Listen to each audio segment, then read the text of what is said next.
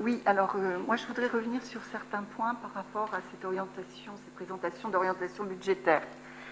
Tout d'abord, Monsieur Martin, dans le contexte national, vous dites que donc il y a un contexte économique bien sûr dégradé, des engagements de l'État, mais ce que je ne comprends pas, c'est que vous ne citez absolument pas un financement qui peut être fait par l'État dans le cadre du Covid-19, le plan France Relance.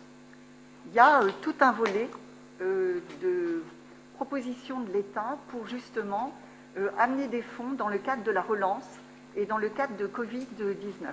Alors ça, je suis un peu surprise parce que c'est quelque chose qui avait été évoqué en septembre, là, et là, on ne voit trace nulle part de cette possibilité d'obtenir des fonds de l'État. Donc pourquoi?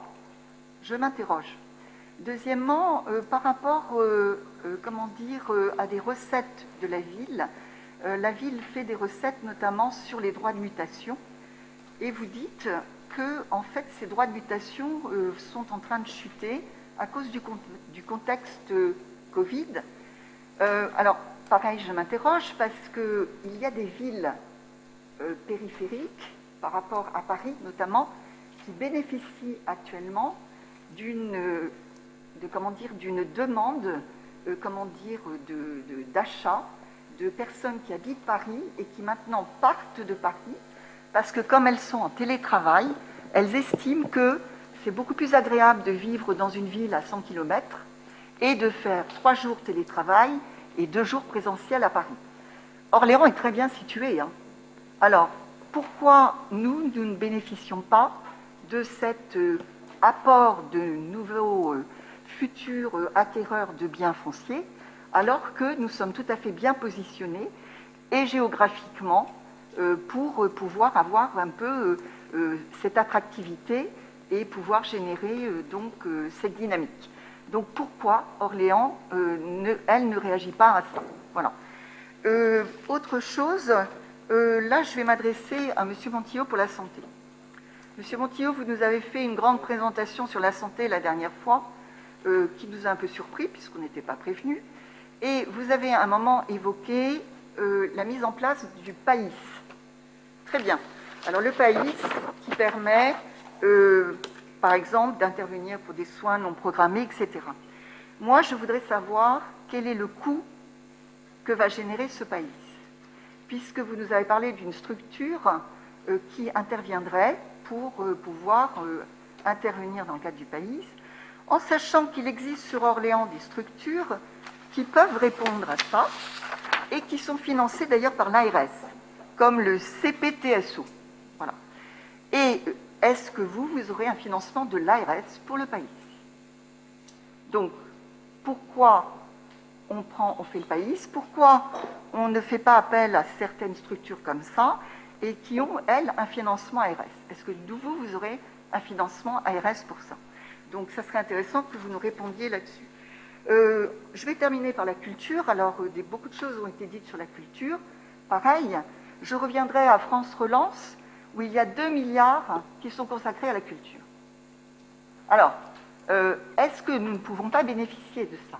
Puisque dans le projet gouvernemental, il y a la volonté de impulser des constructions, la dynamique, une dynamique par rapport au soutien à la culture sur des projets, mais aussi des structures, notamment pour du patrimoine. Donc, pourquoi il n'y a pas de référence à ce plan France Relance pour pouvoir avoir des financements?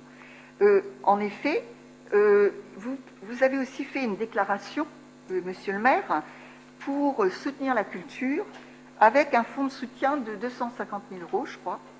Et en fait, quand vous parlez de la santé, de la culture, pardon, dans les orientations budgétaires, vous dites que vous maintenez des subventions, mais on ne parle pas de ce fonds. Comment financez-vous ce fonds? Est-ce que il va se rajouter à le budget de financement, le budget de fonctionnement et d'investissement de la culture, ou est-ce qu'il est inclus déjà dans une somme qui est déjà établie? Voilà. Ce que je voudrais savoir, c'est d'où viennent ces fonds Est-ce que c'est des choses qui n'ont pas été dépensées et que vous transférez à ce fonds culture? Parce que c'est vrai qu'il est très important de soutenir la culture. Et je dirais d'ailleurs, dans les orientations budgétaires pour la culture, il faudrait aussi penser à alimenter un fonds pour aider les structures culturelles dans leur communication quand elles vont repartir. Pourquoi? Parce qu'il faut espérer que le confinement terminé, on va avoir de nouveau la possibilité d'aller au cinéma, de voir des spectacles. Mais on a bien vu que quand ça a été possible, il y a eu tout un temps de latence. C'est-à-dire que les gens avaient un petit peu peur de se retrouver dans des endroits un petit peu confinés et puis donc de se retrouver avec beaucoup de monde.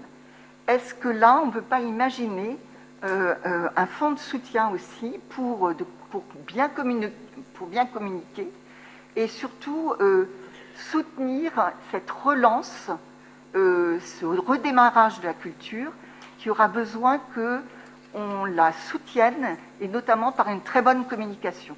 Voilà, merci.